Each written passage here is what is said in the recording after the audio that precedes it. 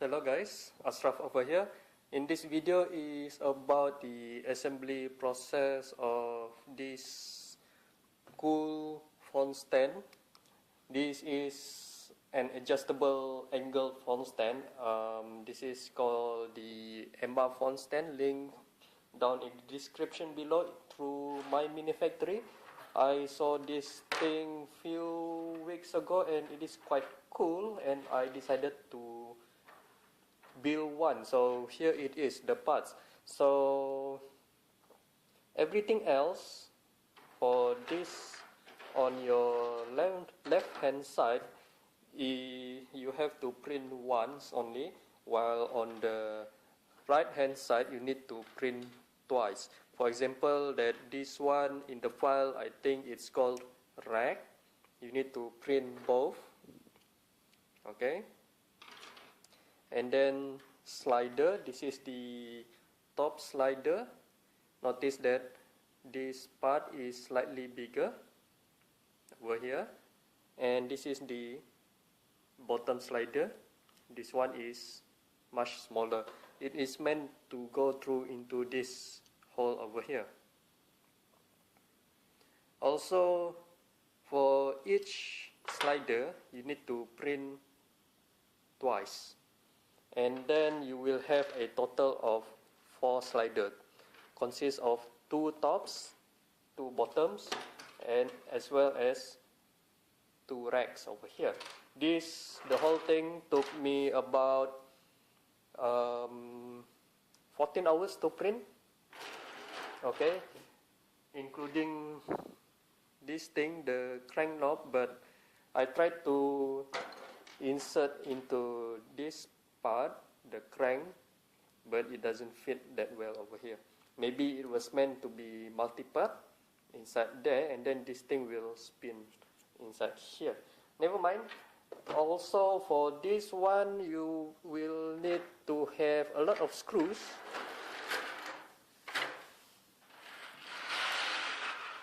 Here it is, along with 608 bearing, 2 of 608 bearings.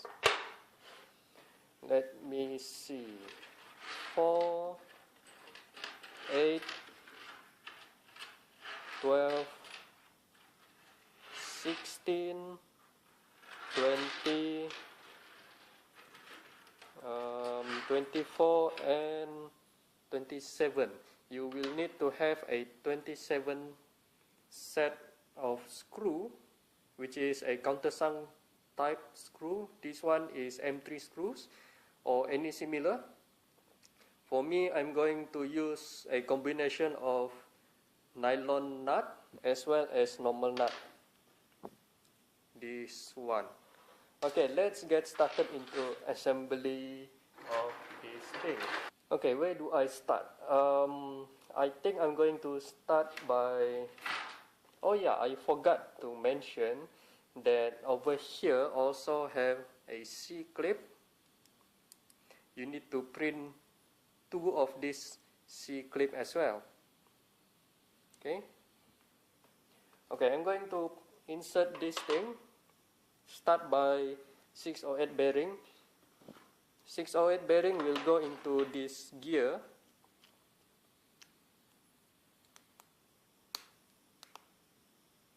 There, it should be flush. And then another one also over here. This one doesn't have any gear. There, flushed as well. And then we are going to put inside here. Notice that both of these parts are not identical. So this part will have gear, this one. This one didn't have any gear. So notice that the orientation, this one for the countersunk screw to go into, facing outside like so. So this one will be quite hard to insert, and hopefully I didn't break this thing. Okay. So inside there, notice that the slot for the C-clip with the bearing is flush, Now where is that C clip? Okay, found it.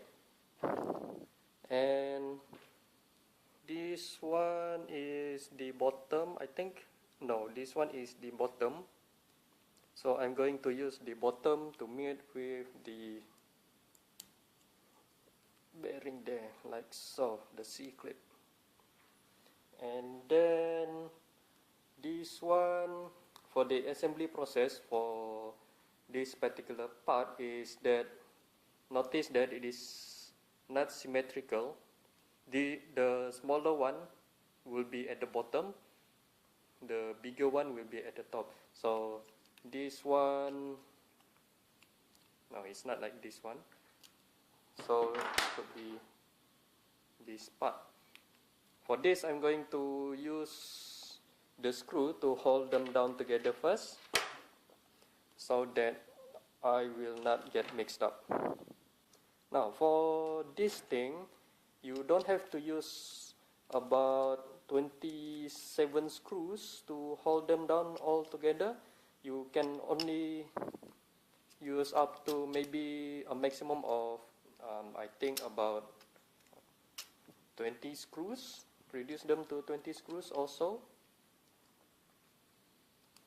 Because for example, like this part over here, the wheel, you don't have to use all 4 screws altogether.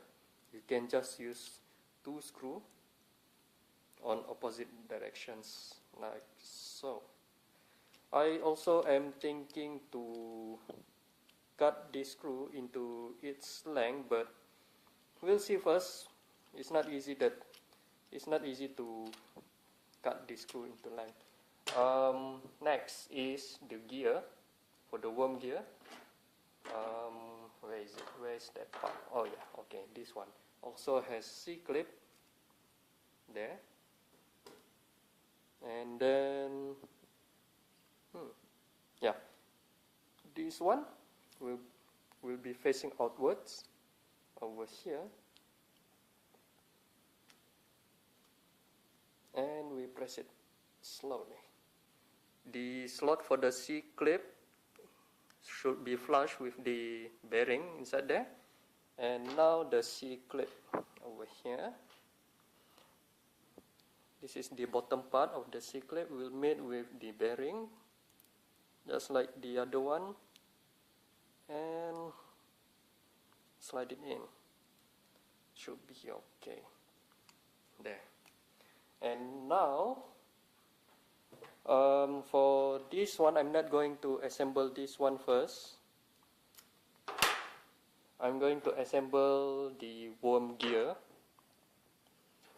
This is it. For the worm gear, I don't think you will need to glue them together, because it will be held down between 2 parts, which is this and this.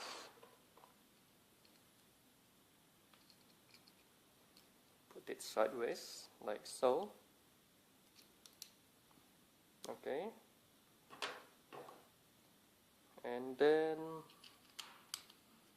like this. Okay. There. Where it meet together, over there.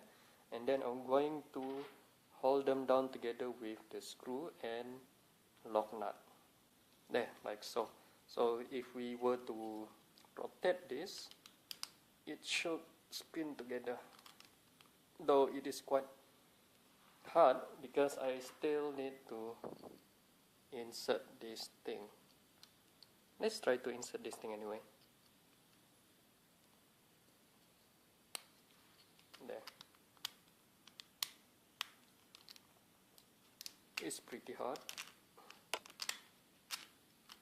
There.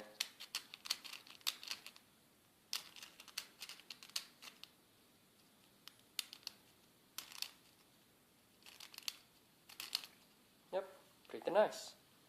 Okay, the left and right part, I need to insert this thing.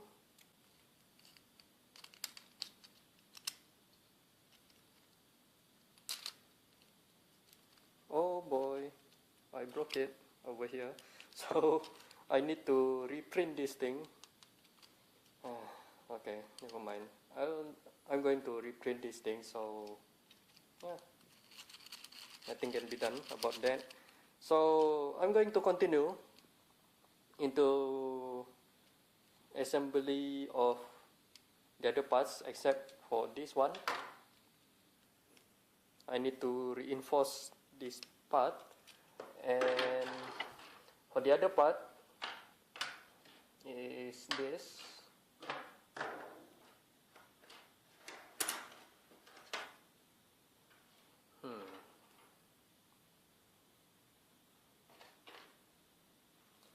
Okay, I believe that this one will be facing forward, and then this one goes in the middle there,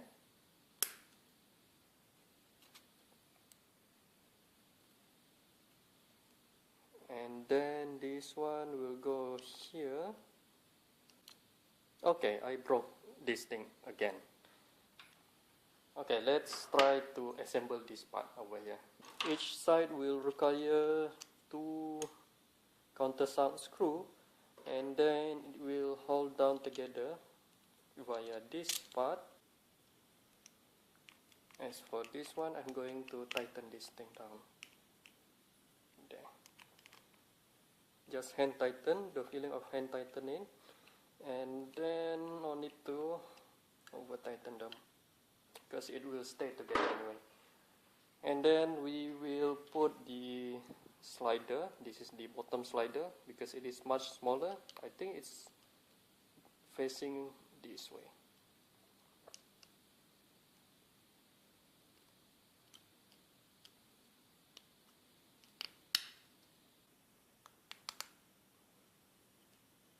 Like so.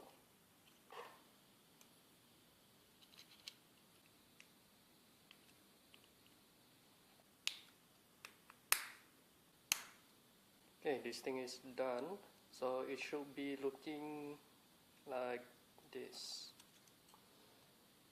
and it should be inside here, sliding like so. So for this frame part, it will be like this, but I'm not sure if this thing is symmetrical between top and bottom over here. And I also need to take out this thing here because this gear broke inside there. I'm gonna use this to push it out.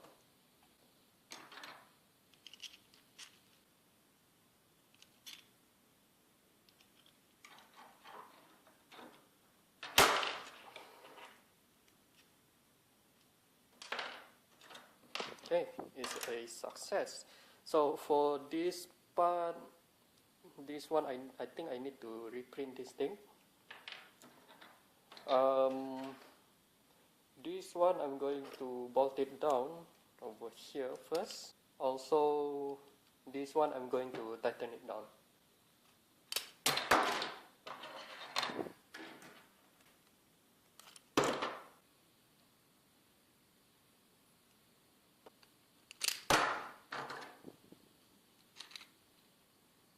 Okay, basically I broke this part as well.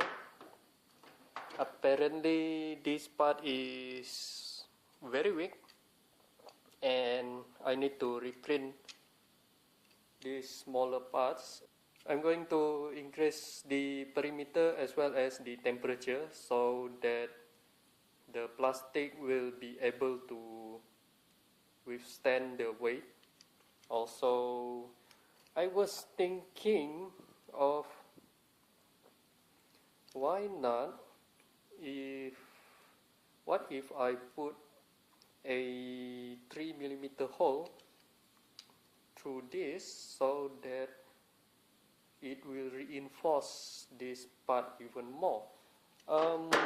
Yeah, I think that may be a good idea, because by using such method we will reinforce this part over here, the broken part. So I don't have a 3mm drill right now. I think despite that, I'm going to try drilling the holes inside here, and this one it cannot be helped but need to reprint this thing. Yeah, I think I'm going to assemble this thing anyway. I'm not sure if this thing able to rotate because of the screw is quite long. Yep, the screw is very long and I need to cut this screw to length. See? And I cannot assemble this further except this part over here. This also is the weakness of using a lock nut, because it's not easy to spin this thing, because lock nuts are meant to hold down the screw so that it won't slip, but to screw it in by using screwdriver is also not that easy because it tends to swivel like so. So to use, I will recommend you guys going to use the normal nut instead of a lock nut. But nice thing about lock nut is that the screw will not get loose over time. Only that it is much harder to mount the screw and the lock nut together. Okay, quick update about this part, which is the rear part of the holder, the adjustable horizontal adjuster over here. Previously I did break the cylinder part of this gear over here, there, the one spinning, by using this. I broke with this thing at the back part, and then what I did is to try removing the broken part. This is the sleeve part of that front gear there. It was about 3mm, 3 to 4mm thickness, and then I tried to insert this thing anyway inside this part just to align them, because previously I tried to remove this thing and then put the gear inside anyway, and then when I slide this holder part over here, it spins okay, but the problem is that the gear inside dislodge itself outwards between left and right. So what I did is to try remove this thing that was stuck from this holder part knob there, the rear knob, and then I screwed it in together by using a normal nut. Do not use any lock nut inside because it will not fit anyway. And then when I spin this knob here, it will spin together over there, as you can see. So to align them is to put about one teeth there, and then another one, which is this one, from this side, and then push them together. This part should align this slider between both top and bottom, and then slide it in, just push it together inwards like so. So this thing is still usable. I don't have to print the gear inside there, except I think I don't have to print anything. For this one I'm going to drill a hole inside there in the middle and then use a lock nut to clamp down this thing with the part over here. And then another one is about the mounting for this part onto this over here. Yep, onto this part. This part also very long. I need to cut most of the screw over here by using a bolt cutter, because this thing obstructing the screw there. And then like this is going to hold like this, yep, like this, and then another one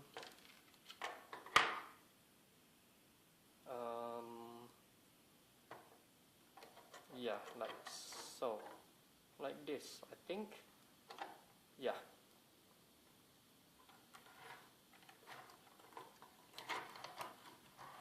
So I'm going to drill this thing and try to put everything together.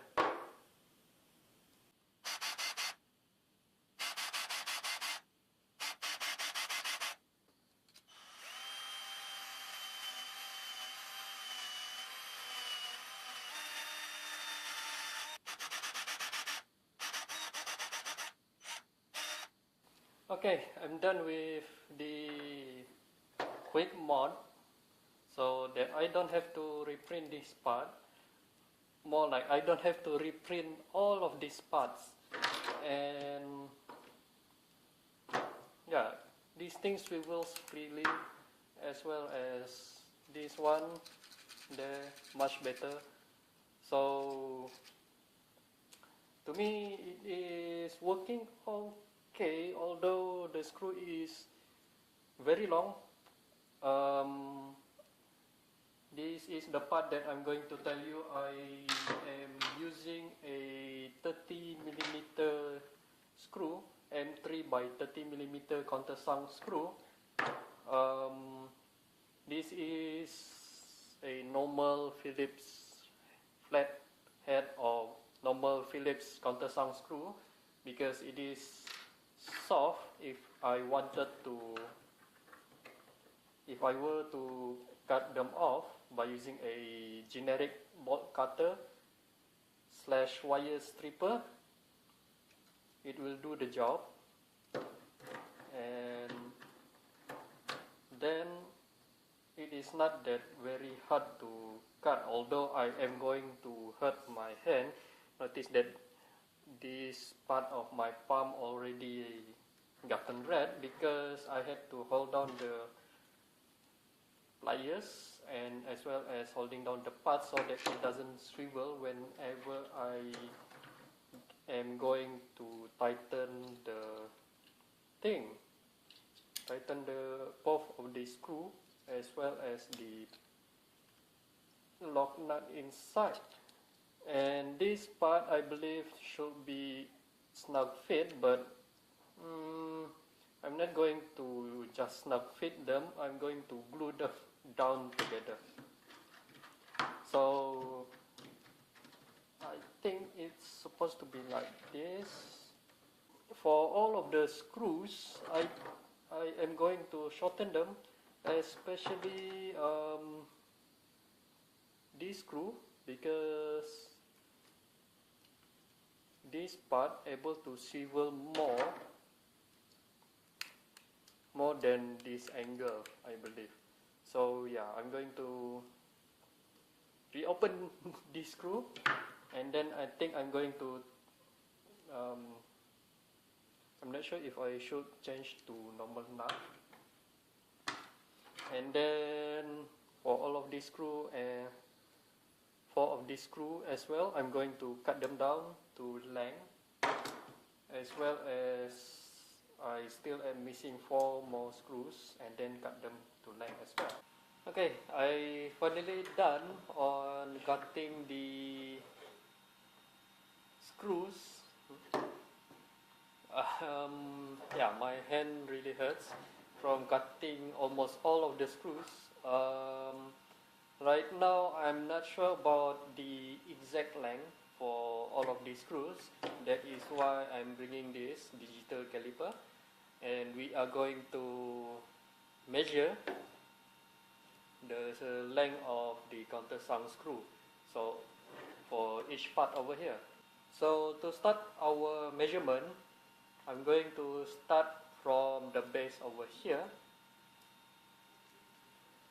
and for the base, 8 screw for the base over here should be the same length. Let's see now. I think the base of the countersunk should be starting from here all the way to the end of the lock nut is 19 millimeter. So it is either that 18 or 20 millimeter. So you need to probably write this down. You need 8 20 millimeter M3 screw for the bearing here. It is about 20. It is either 20 or 22 millimeter, but I think 20 would suffice, but it is pretty much risky, might be too short. So I think it is okay to go for 20 millimeter. 8 by 8 should be about 16 of M3 by 20 for this part here. And then we're done. This one I drilled earlier. This one I used the 30 millimeter. This one not cut inside there because typically it broke. Now, where else? Okay, for mounting this holder here with the rack, should be starting with here 8 millimeter. Okay, use 8 millimeter. Then you will need about 4 of them.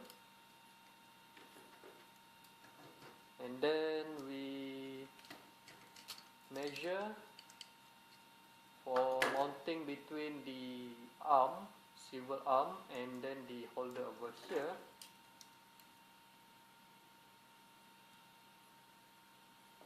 It is a minimum of 6 millimeter, but I will recommend you guys to go for 8 millimeter, 6 or 8 millimeter.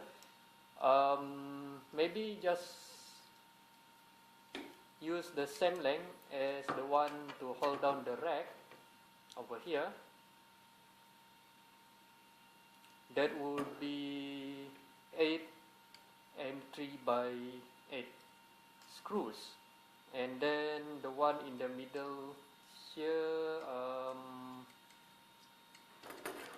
let me see that.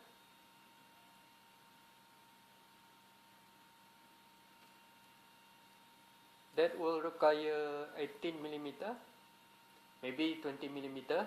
So you will need about 17 M3 by 20. And then the one inside here to hold the cover is 12 millimeter. Okay.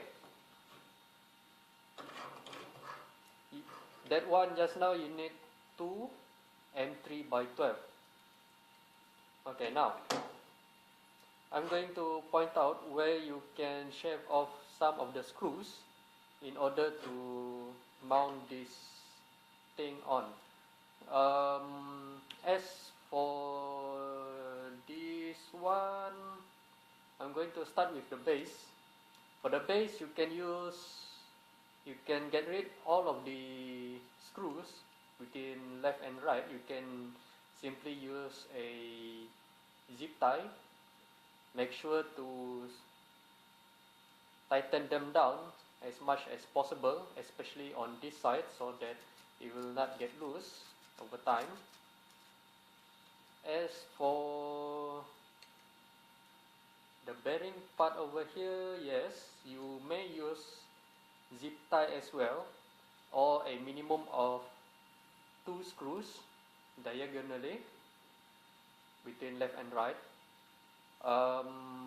For the zip tie, I will recommend you guys to rub them between this hole here, between this one and this channel, and then the locking mechanism for the zip tie should be, the head of the zip tie should be facing this way. You insert them from inside here, goes through the outside, and then loop again like this. What else? For this one may be tricky, but it is possible to use zip tie as well by removing all of the screws. The zip ties will go through the screw holes inside here. Same thing like this one as well. The head of the zip tie will go through the screw holes and then goes into the next screw hole inside there. And then the next one, this one, you can get rid of both of these screws. You still need to have this screw because you need to hold down the knob inside there, as well as the cover over here. So you don't really need both of the screw on top and bottom here, because it will be held down by the one in the middle as well. As for holding down the rack part, which is this part, this one you cannot get away with zip tie, although you could, but it will protrude slightly more compared to using this countersunk screw. You still need to use this screw over here. As for this one, to mount between the arm and the holder over here, which is the back frame here, you cannot use any of zip ties because it will obstruct the movement of this slider here between left and right, top and bottom here. So you still need to use countersunk screw, about 8mm countersunk screw. So if we count again, if we take into account that we are going to use zip ties, we only need about 1, 2, 3, 4, 6, 5, 7, 8 and 9 screws only. That being said, that 8 screws is about 8mm in length, while this one is about 12mm in length. The rest of them by using a zip ties to hold them down together. For the one in the middle, I highly recommend you guys to drill a hole, or maybe I will modify this design if it is permitted inside the mini factory, my mini factory over there. I will leave a hole inside here for you guys to put in countersunk screw to strengthen the parts inside here. This one is 30mm. As for this one, the USB holder should go at the back here, but the problem is that it doesn't really fit. It just springs outwards, ejects itself from the place inside here. Oops, like so, but it just ejects itself. So I cannot really mount this thing over here. Okay, and then this one, the plate, ducks design, goes in front over here. There. But for both of the plate, front and the rear plate here, I'm going to use super glue, either super glue or any kind of glue, maybe E6000 or B6000, and I'm going to be done with this. both of these cylinder here is for you to put a pen. I'm going to use this one. Yeah, figures. There you go. Something like that. You can put 2 pens. And what else? You can widen this holder, but not too wide. This is the limit, because the slider, this frame doesn't have any channel to hold the slider properly. So this is the widest that I will recommend you guys to go, which is you may already see the screw over there. And then you may also crank this thing behind to adjust the angle. There you go. This is the lowest angle. And this is the highest angle that we can go. So you can have it like perfectly flat, or you want to just hold down like so. So I like this design. I really do like this design, because I've been searching for something, especially a font stand which is an adjustable font stand like this one. I can fine tune the angle, as well as I'm able to charge the font without putting it sideways or in portrait mode, because most of the font stand out there has some limitation and fixed angle only, and you cannot fine tune the angle, as well as it is only limited for small fonts, small devices.